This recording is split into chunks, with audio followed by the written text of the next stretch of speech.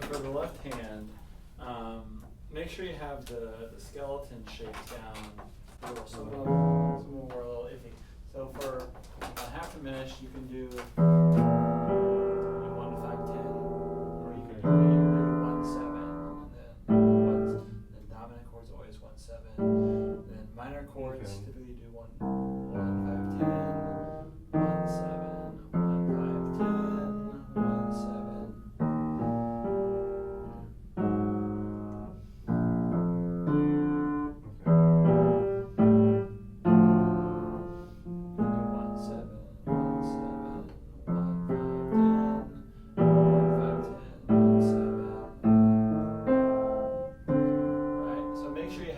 Shapes down really, really well. And then from there, you can start plugging in, even to start with just the melody. You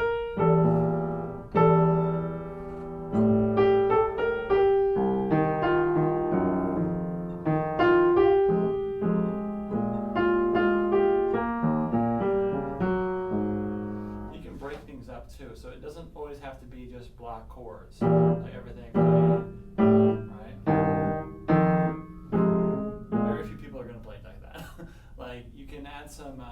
Some creativity to it. So there's a. You ever heard of the pianist Fred Hirsch? Are you familiar with him? So he's a contemporary pianist, and his big thing is about counterpoint and about freeing up your left hand to be more melodic. Okay. So if you listen to his playing, he'll like his left hand is all over the place too, all kinds of kind of interesting contrapuntal things. He's a big advocate of playing a lot of J.S. Bach, so like that's where it comes from. But the king of counterpoint, king of polyphony.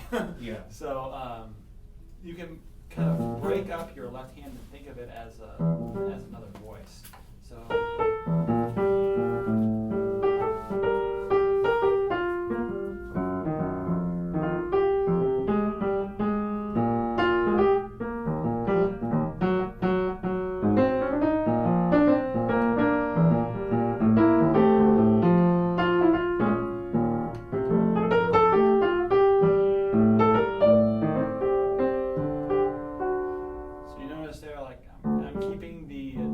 Skeletons, and sometimes I'm arpeggiating them and making them kind of, the rhythms are more syncopated. And in the right hand, you can obviously play the melody, and then add even just one note is going to kind of flesh out the harmony a little bit, and also give the arrangement a sense of interest and kind of originality. So, right, like taking one of the notes from that voicing, right? This is the 7th scale degree, and you can mess around with that too. You can have some inner voice movement, which is always great.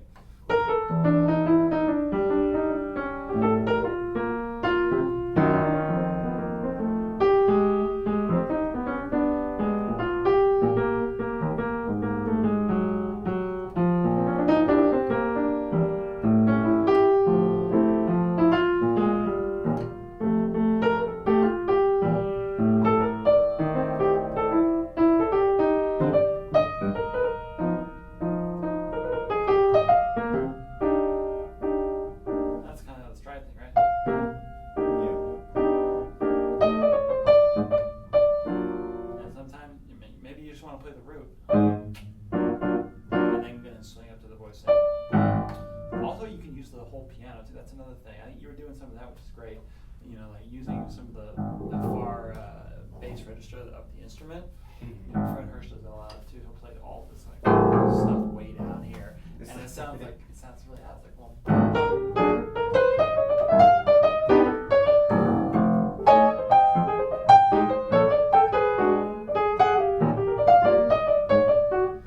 Like you can get creative with using the whole instrument.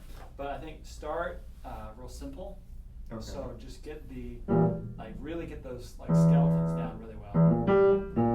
And you can even practice them just like on its own. 1 7.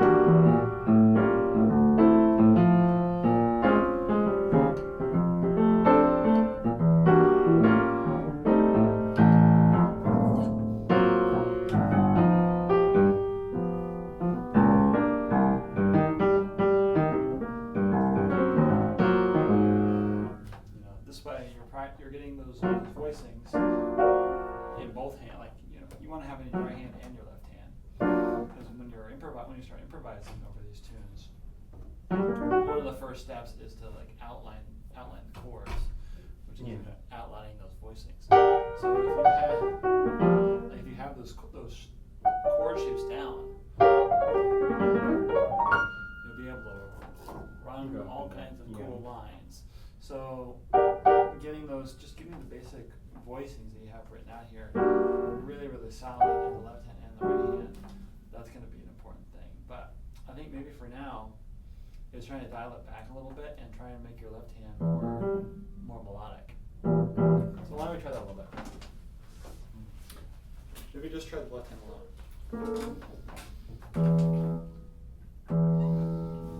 And try and do it in time if you can.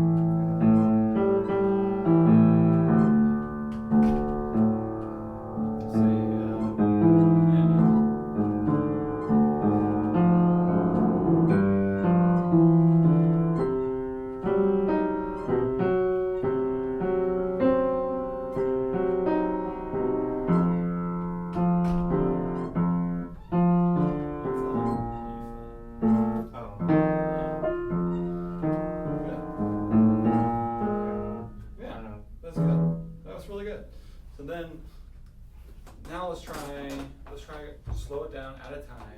Now try and put just the melody in the right hand, and then the left hand skeleton. So you can do it at a time and do it as slow as you need.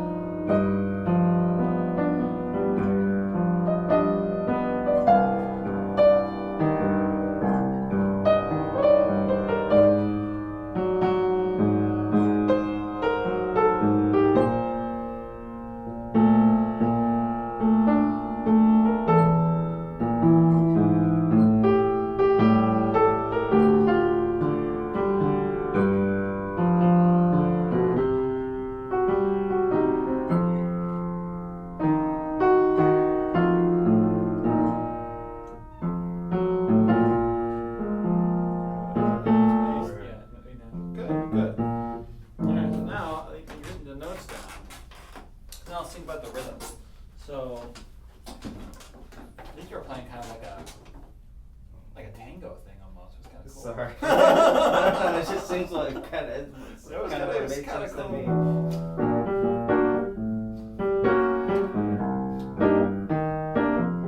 It's kind of some kind of Latin American rhythm band. That was cool. that's what I'm used to at church. Sorry. No, it was hip. I like it. But if you're gonna do that, I mean, you can lean into that. If you want to do it in a certain style, you can go. Okay. I mean, that's another thing that is important when you're learning songs. Learn in multiple styles.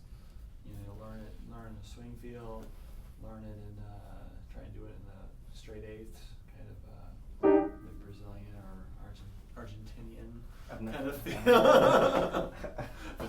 I don't think I've done it in Argentina. But yeah, that's something you can practice too. But for the swing feel, you want to like hear that right cymbal pattern in the back of your head. You know, da da da da da. Right.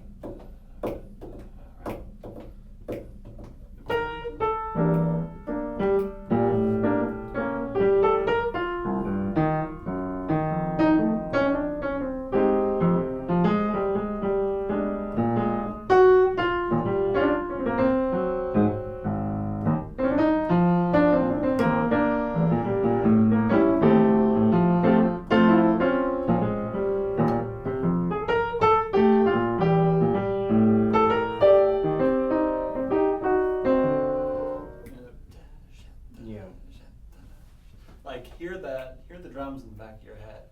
And that's gonna that's gonna solidify that feel. That's why I said like playing along with the iReal Pro app is like so important.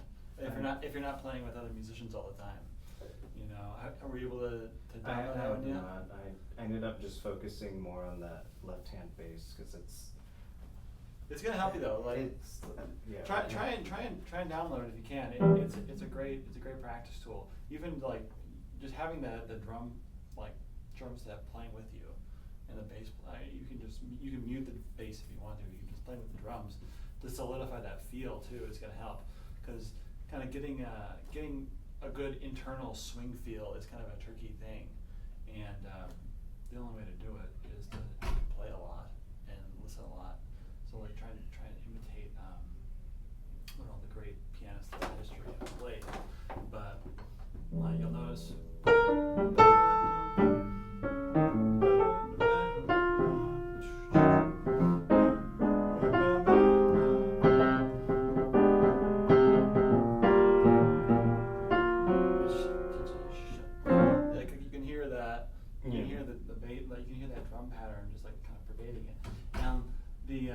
The rhythms that you're going to be predominantly playing are these kind of triplet based rhythms and a lot of syncopation too. So upbeats and think syncopation. It's like kind of rhythmic complexity. So straight eights are a completely different thing. Like if you want to do like that kind of Brazilian thing.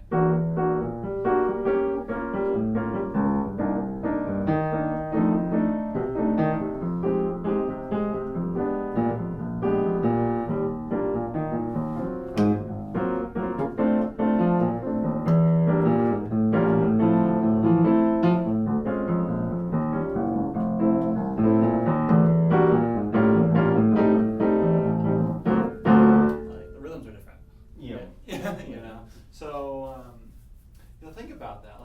Maybe another exercise you could do is just accompany, pretend like you're accompanying a soloist, where you play the voicings in the right hand and then figure out some kind of bass pattern. It doesn't have to be walking. You could do like a two feel, but like outlining, like doing those chord skeletons, right?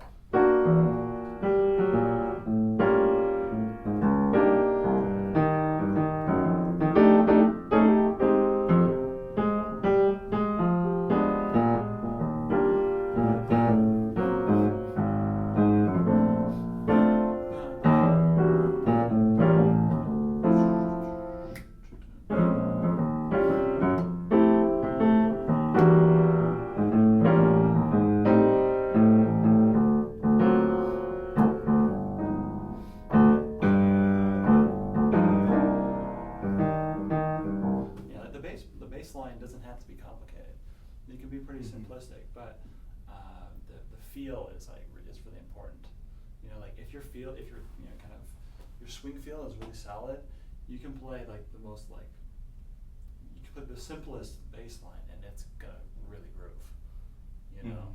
So maybe this week try and focus on some of the rhythmic material too. Maybe that could be a good thing to focus on. Is like try and dig into that swing feel. Like listen. Have you been listening to bass players and stuff that we talked about? Recordings. Not the bass player. Well, like when you're listening to records, focus like the whole idea of active listening we talked about last time. Like focus in maybe on what the bass players are doing.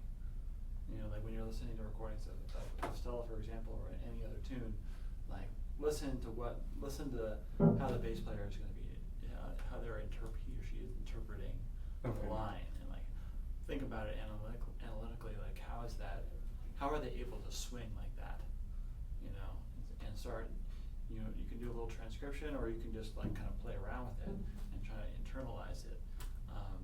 Try to replicate it, but you'll start to notice like all the bass players play similar stuff, you know. But it's really about it having a good time feel. I understand it's a tricky thing, but you just gotta do a lot, you know. But maybe for this week, try and get that iReal Pro app. I think it's really gonna help you out a lot, and then try to do like solidifying the left-hand skeletons just by themselves, right? Okay. Maybe do it, then break it up, and then the next one is right-hand chord. While playing the bass line.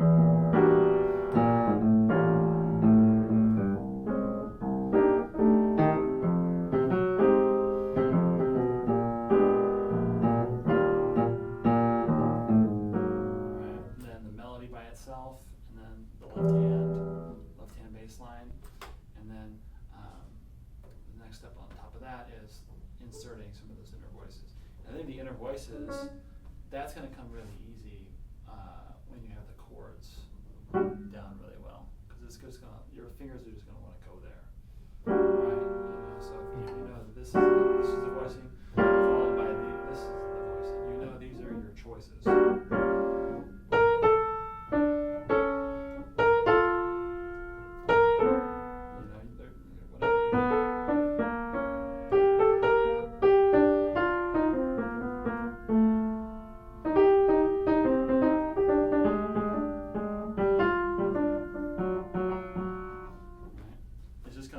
Your hand is just going to want to go there because you've got that under your fingers. So, any questions on that? No, just needs more work. Yeah.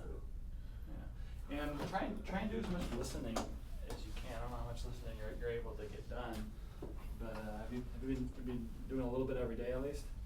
I didn't do a lot this last week other than practice today. Yeah.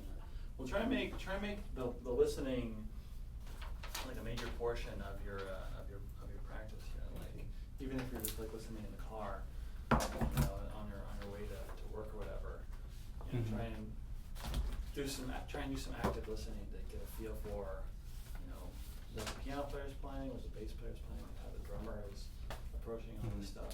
Because if you can get those sounds in your head, then it's going to be really easy to translate that to the instrument, to the piano.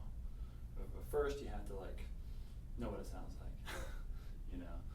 And after a while of just like listening to the records on repeat, even if you just have like the same 3 or 4 tracks that you're like just focusing on for maybe for 1 week, just try that. Just have like 3 or 4 songs that you like, 3 or 4 recordings that you really want to internalize, like recordings of Stella, or it could be some. In addition to, you could do some other recordings that you like. You know, so maybe you listen to some Fred Hirsch stuff. I'll put some links onto Canvas for you. But what I like to do is when I'm learning a tune or I'm really getting into something, I'll put that one track on repeat and I'll listen to it like 1,000 times. And so I end up memorizing the whole thing, just like in my head. I'll be able to sing all the solos, and I'll know what the form is, I'll know all the arrangement, I'll just know it because of just repetition. Mhm. And once you have that stuff ingrained in your subconscious, then going to the piano and imitating it is going to be a lot easier. And like these ideas are just going to kind of come out naturally. Like the time feel is going to you're going to start swinging. Because you'll know what that feels like. You'll know what that sounds like. But I think it all comes down to listening a lot. I mean, music is an auditory Of course, art yeah.